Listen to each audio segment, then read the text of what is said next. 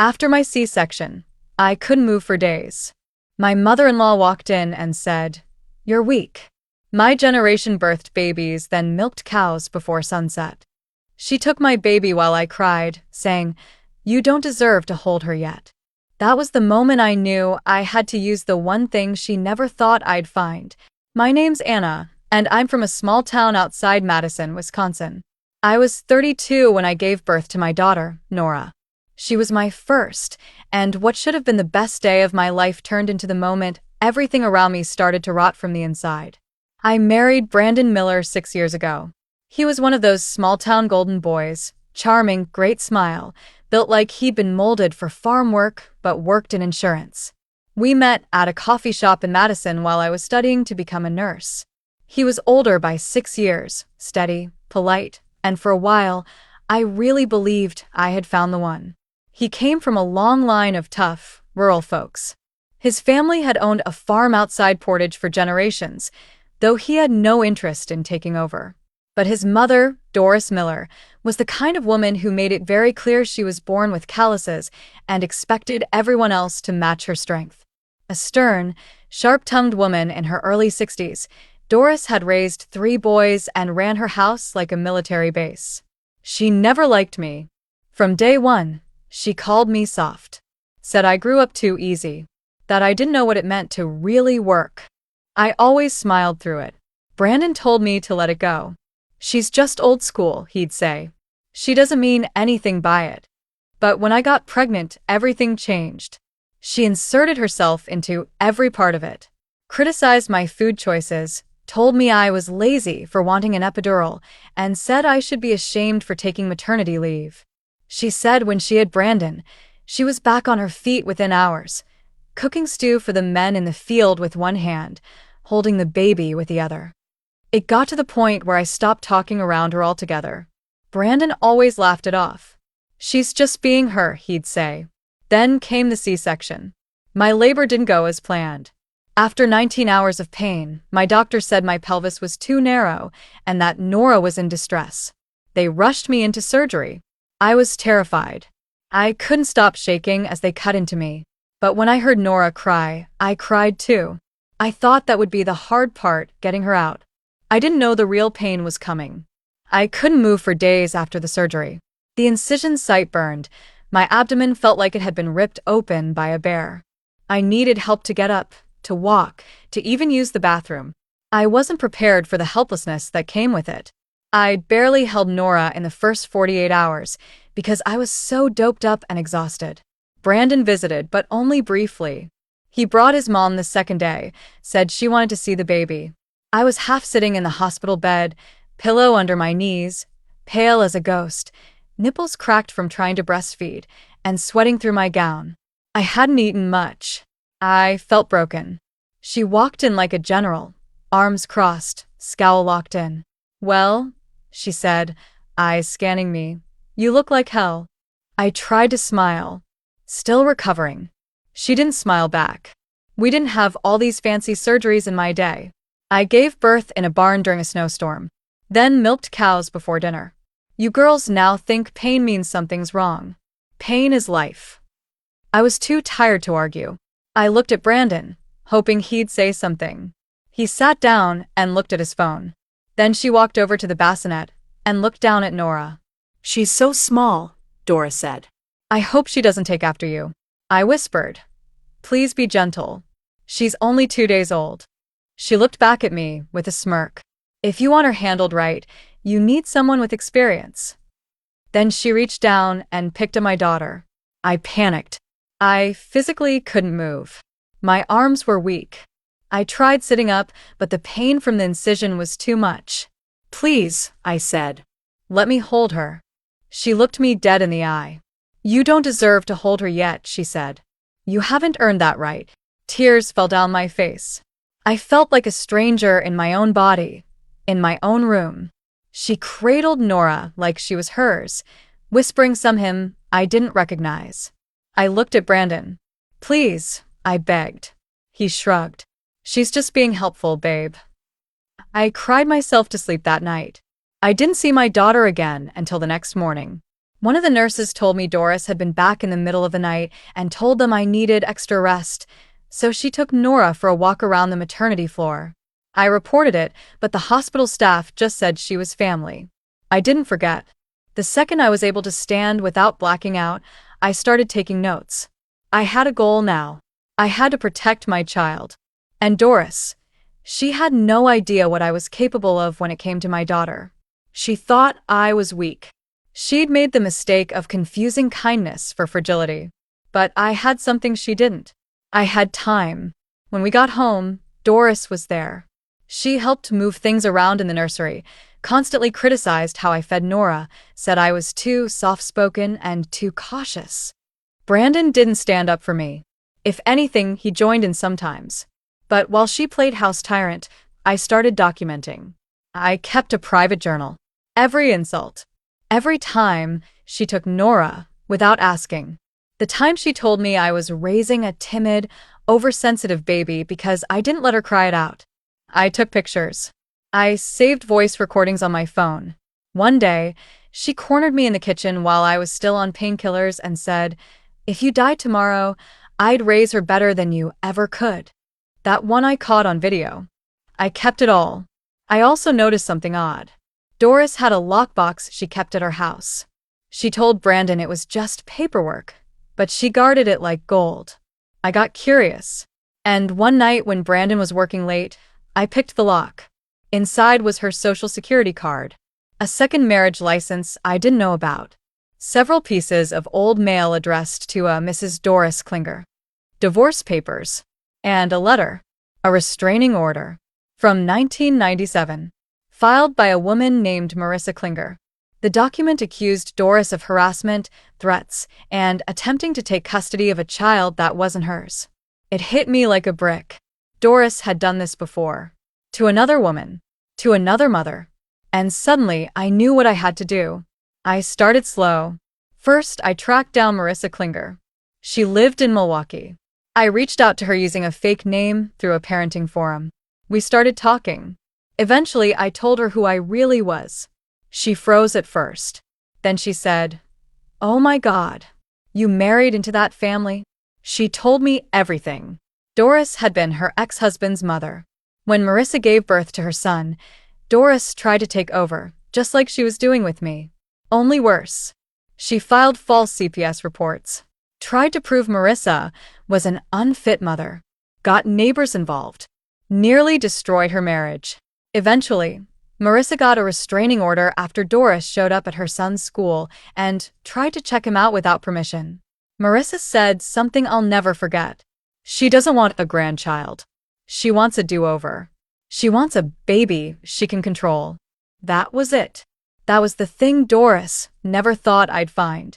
Her past. I made a plan. And I wasn't going to stop until Doris was publicly exposed, legally shut out, and no longer a threat to my child. But first, I needed to make Brandon choose. I needed to see where he really stood. And I knew just the way to do it. Brandon came home late a lot after Nora was born. He blamed long days at the office, but I knew he was avoiding the house. Avoiding me. Things had shifted. I wasn't the smiling, easygoing wife anymore. I was quiet, watching, calculating. Doris had started coming over almost daily. She'd let herself in with the spare key. She always had something to criticize: my cooking, the laundry, even how I dressed Nora. I changed the locks without telling anyone. I told Brandon the key stopped working and I needed a locksmith. He didn't question it. But Doris sure did. The next morning, she showed up banging on the door like a cop. "I need to feed my granddaughter," she yelled. I opened the door just a crack. "She's not your daughter," I said. "And you don't live here." Her eyes narrowed. "Is that the kind of mother you want to be? Keeping family away?" I didn't answer. I just closed the door. Slowly. Deliberately. That was the first time I saw her mask slip. That same night, I told Brandon we needed to talk. I laid it all out. The comments. The power grabs. The video recordings. The lockbox. The restraining order. And Marissa. At first, he just stared at me. "You went through her stuff?" "Yes. She's my mother, Anna. She's a danger." He got angry. Really angry. called me dramatic, told me I was trying to rewrite history. He said Doris was just old-fashioned and that I was turning into one of those paranoid moms. That's when I realized he would never stand up for me. So I told him something I hadn't planned to say just yet. I've already spoken to a lawyer. His face froze. I told him I wasn't filing for divorce yet, but I was going to start legal paperwork to set boundaries. Supervised visitation for Doris. And if he didn't support me, he'd be on the outside too. He didn't say a word. He packed a bag and left that night. 2 days later, he filed for temporary custody. I couldn't believe it. My own husband, the man who promised to love and protect me. I sat in the living room, holding Nora, and shook with rage. And under that rage was something colder, something clear. I was at war. Brandon moved in with Doris. That told me everything I needed to know. I hired a lawyer. A damn good one. A woman named Grace Bledsoe from Madison. She didn't flinch when I showed her the voice clips, the hospital incident, the restraining order. She said flat out, "We're building a case for grandparent alienation and maternal interference. It's going to take time. But we're going to bury them." Meanwhile, Doris doubled down. She started showing up at Nora's daycare, just checking in. The staff started getting uncomfortable. One day, I got a call saying Doris had brought a bag of her own baby clothes and tried to dress Nora in them, without permission. I had to leave work to stop it. Then came the letters. Handwritten. Bible verses. Guilt trips. Accusations. "Your bitterness is poisoning my son. You are driving a wedge in a family God created." She mailed them weekly. I kept every single one. Then one day, she went too far. It was a Tuesday. I came home and Nora's room had been ransacked. Her drawers open. Her baby monitor unplugged. I called the police immediately. Nothing was stolen, but the officer confirmed there were no signs of forced entry. Then I realized the back window lock was snapped. My stomach dropped. I had no proof, but I knew Doris had found a way in.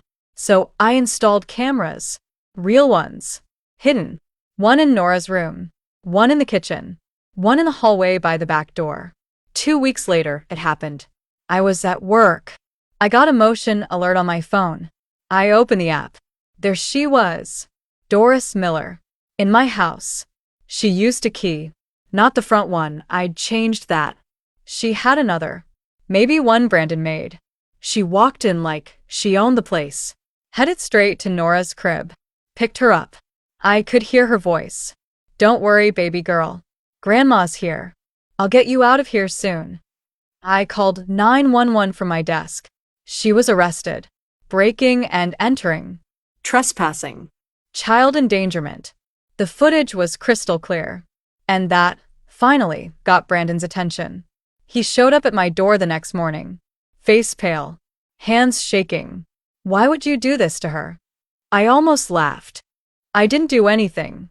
She broke into my house. She didn't mean harm. She said she was going to take my daughter.